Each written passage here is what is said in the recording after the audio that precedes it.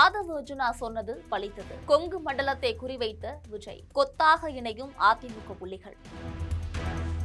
தமிழக அரசியல் களம் மீண்டும் அதிரடி திருப்பத்தை கண்டுள்ளது. சட்டமன்ற தேர்தலுக்கு பிறகு அதிமுகவிலிருந்து முக்கிய தலைவர்கள் கொத்து கொத்தாக வெளியேறி வருவது மூலமாக அக்கட்சியின் பலம் பெரும் கேள்விக்குறியாக மாறியுள்ளது. இதே வேளையில ஆதவ அர்ஜுனா சொன்ன விஷயம் உண்மையாக கூடிய வகையில அடுத்தடுத்த சம்பவங்கள் நடந்து கொண்டே வருகிறது. அது என்ன சம்பவம், இதன் பின்னணியில் நடந்து கொண்டிருக்கக்கூடிய திரைமறைவு செய்திகளை தற்பொழுது விரிவாக பார்க்கலாம். சென்னை பனையூரில் இருக்கக்கூடிய தமிழக வெற்றி கழகத்தின் தலைமை அலுவலகத்தில் இன்னைக்கு அதிமுகவின் முன்னாள் அமைச்சர்கள் 3 பேர் உட்பட 9 முன்னாள் சட்டமன்ற உறுப்பினர்கள், அதாவது எக்ஸ் எம்எல்ஏக்கள் முதலமைச்சர் விஜய் தலைமையிலாக தாவேகவில் இணைஞ்சிருக்காங்க. தமிழக வெற்றி கழகத்தின் பனையூர் தலைமை அலுவலகத்தில் இன்னைக்கு தாவேகவின் பொதுச் செயலாளராக இருக்கக்கூடிய புஷி ஆனந்த் முன்னிலையில அதிமுக ஆட்சி காலத்துல செல்வாக்குமிக்க அமைச்சர்களாக வலம் வந்த 3 முக்கிய புள்ளிகள் தாவேகவில் இணைஞ்சிருக்காங்க.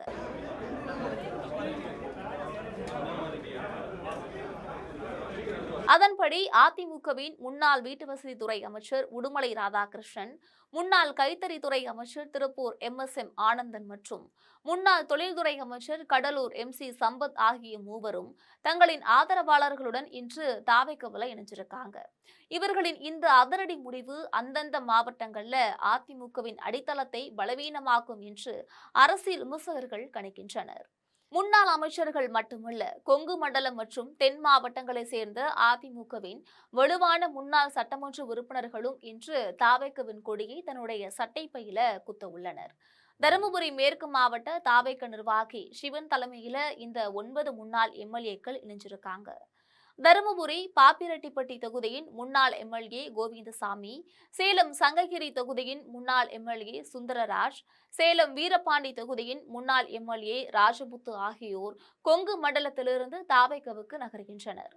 தென் மாவட்டங்களை பொறுத்தவரை விருதுநகர் ஸ்ரீவில்லிபுத்தூர் முன்னாள் எம்எல்ஏ மான்ராஜ், சாத்தூர் முன்னாள் எம்எல்ஏ ராஜவர்மன் ஆகியோரும், வட தமிழகத்துல திருவண்ணாமலை கலசப்பாக்கம் தொகுதியை சேர்ந்த முன்னாள் எம்எல்ஏ பன்னீர்செல்வம் உள்ளிட்ட 9 பேர் இன்று அதிகாரப்பூர்வமாக தங்களை இணைத்துக் கொண்டிருக்கிறாங்க தாவேகவில். அதிமுகவின் பொதுச் செயலாளர் எடப்பாடி பழனிசாமி தலைமையிலான உட்கட்சி பூசல்களும் தொடர் தேர்தல் தோல்விகளுமே இந்த பிரம்மாண்ட வெளியேற்றத்திற்கு காரணம் என்று அரசியல் நோக்கர்கள் கருதுகின்றனர்.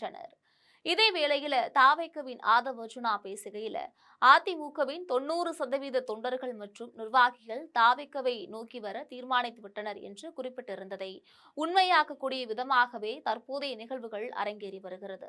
சில நாட்களுக்கு முன்னாடி திருச்சி முன்னாள் அமைச்சர் வெல்லமண்டி நடராஜன், ஜெயங்கொண்டம் எக்ஸ் எம்எல்ஏ ராமஜெயலிங்கம் ஆகியோர் தாவேகவில் இணைந்த நிலையில இன்னைக்கு மேலும் 9 முக்கிய புள்ளிகள் இணைந்திருப்பது தாவேகவின் அரசியல் பலத்தை மேலும் அதிகரிக்க செய்துள்ளது.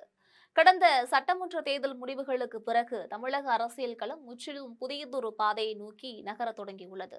ஆதவ அர்ஜுனா கணித்தபடியே அதிமுகவின் முக்கிய தூண்களாக விளங்கிய முன்னாள் அமைச்சர்களும் மாவட்ட அளவில் செல்வாக்குமிக்க முன்னாள் சட்டமன்ற உறுப்பினர்களும் தாவேகவை நோக்கி படையெடுப்பது எடப்பாடி பழனிசாமி தலைமையிலான அதிமுகவிற்கு மிகப்பெரிய அரசியல் அதிர்ச்சியை ஏற்படுத்தியுள்ளது என்பதில் மாற்று கருத்து கிடையாது. வெல்லமண்டி நடராஜன், ராமஜெயலிங்கம் வரிசையில இன்னைக்கு உடுமலை ராதாகிருஷ்ணன், MC சம்பத், MS ஆனந்தன் உள்ளிட்ட கொங்கு மற்றும் வட தமிழகத்தின் அசைக்க முடியாத சக்திகள் பனையூர் அலுவலகத்தில் தங்களை இணைத்துக் கொண்டிருப்பது தமிழக வெற்றி கழகத்தை மாற்று சக்தியாக மக்கள் பார்க்க தொடங்கிட்டாங்க அப்படின்றதையே காட்டுகிறது.